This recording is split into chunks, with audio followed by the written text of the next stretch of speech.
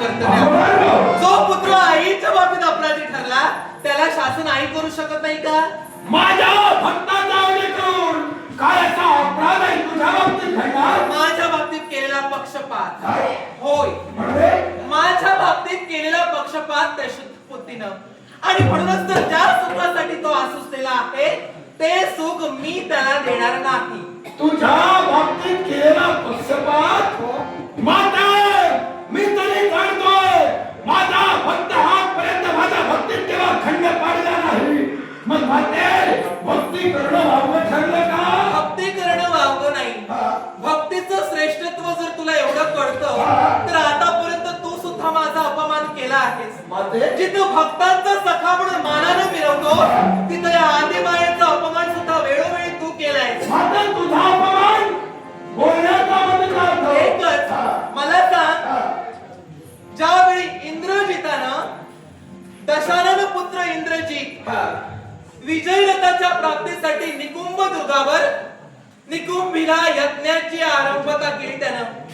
मला सांग, त्या विजय रथाची प्राप्ती होऊ नये तो जो यज्ञ होता ना तो या मायेचा यज्ञ होता.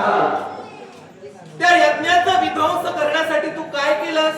माते कळलं मला तुला नेमकं काय सांगायचं. पण माते मला सांग, त्या विजय रथाच्या प्राप्तीनंतर या विश्वात काय काय मान्य होता हे मात्र तुलाही नाही. त्या विजय रथाच्या प्राप्तीने या विश्वात काहीही घडव, पण जिथं तू माझा अपमान केलास त्या यज्ञात तू जी कृती केलीस तो मूर्तिमंत ह्या मायेचा अपमान होता. मग तुला जर एवढं भक्ती तत्व कळतं तर इंद्रजित सुद्धा आपल्या भक्ती तत्वाच्या योगे करूनच आपल्या यशाच्या प्राप्तीसाठी झटत होता. मग तो सुद्धा भक्ती करत होता. मग त्याच्या भक्तीत तुम्ही विघ्न आणून तो यज्ञ विध्वंस का केला तुम्ही? माझ्या भक्ताने जी आत्मनाची भक्ती केली ती म्हणजे मनात निष्ठा ठेवून. पण तुझ्या भक्ताने जे भक्ती यज्ञ रमलं मनात होता तो अधर्म, त्याला या विश्वाचा नाश करायचा होता, त्याला रामसेनेचा नाश करायचा होता. मग मात्र पुन्हा त्याला मिळालं काय अपराध करणार. मग मात्र तरी सुद्धा ही मुखातून तुझ्या वाक्य प्रत्येक जण स्वतःचे इप्सित साध्य करण्यासाठी वेगवेगळ्या परीने झटत असतो. त्यानं ज्या भक्ती मार्गाचा अवलंब केला तो अधर्मासाठी केला की धर्मासाठी केला हा माझा मुद्दाच नाहीये. भक्ती तत्व जर तुला कळतं तर तू त्या भक्तीत खंड पाडलास. म्हणून मी तुझ्या भक्ताच्या बाबतीत असाच पक्षपात घडवणार आहे. देवतांची पारवर्ण काय धर्माचे देव आहे. मग मात्र तू देव असून सुद्धा अधर्माची बाजू मुळीच नाही. त्यानं जो अपराध केला तो अपराध करायची तुला ज्ञात नसेल आणि त्या अपराधाचं प्रायश्चित्त म्हणून ही माया ही क्रोधानं क्रोधायमान खाली आहे. आणि क्रोधानं क्रोधायमान होत असताना भक्तांचा सखा भक्तांचा पाठीराख हनुमंत जरी माझ्या समोर असला तर या अंबेचा आणि या मारुतीचा संघर्ष केल्याशिवाय मीच नसतं.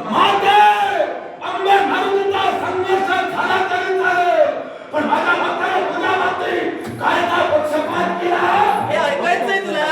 हे ऐकायचंय तुला? सारेपटाचा डाव शिवशंभू महादेव आणि माझ्यामध्ये सुरू होता. हा सारेपटाच्या खेळाचा निर्णायक म्हणून तुझ्या भक्ताची म्हणजे शुद्ध मुक्तीची आम्ही नेमणूक केली. पण तुझ्या भक्तानं माझ्या बाबतीत पक्षपात करून चुकीचा निर्णय घेतला हा त्याचा अपराध झाला. मला मात्र हे सगळं, पण आई कशाला विचारलंस? मला तुझ्या मुखातून ऐकायचं होतं. मला सांग त्याची निवडणूक आपणच केला. नक्कीच. मग जर का तो परीक्षक होता मग त्याचा निर्णय तुमच्यासाठी अंतिम होता. परीक्षक म्हणून त्याच्यावर विश्वास होता म्हणूनच त्याची नेमणूक केली होती. पण खेळ पूर्णत्वात जाण्या अगोदर त्याने जे कृत्य केलं हे मूर्तिमंत चुकीचं नव्हे का? मात्र मला सांग तुमच्या हरिमठात खेळाचं नियम ठरलं होतं. 3 डाव खेळले जातील. त्यातून 2 डाव जो विजयी ठरेल खेळले गेले 2 डाव जो विजयी ठरेल तो विजयी ठरणार. असं ठरलं नव्हतं. 3 डाव खेळले जातील त्यात जो कोणी जिंकेल तशी स्पर्धा होती. 3 डाव पूर्ण झालेच नाही. 2 डाव झाल्यावरच त्याने निर्णय कसा काय दिला? मात्र हरिमठाच्या नियमाप्रमाणे 3 डाव ठरले. त्या 3 डावात जो जास्त विजयी ठरेल तो विजयी होता. पण मात्र मला सांग तोंडावर कोणी जिंकले शिवशंभू महादेवानं. पण बोलणाऱ्या नागरिकांमध्ये कोणी जिंकला तरी निर्णय कुणाच्या बाजूने होणार मी होता जरी हरले असते तरी ती हार पचवण्याची क्षमता माझी होती.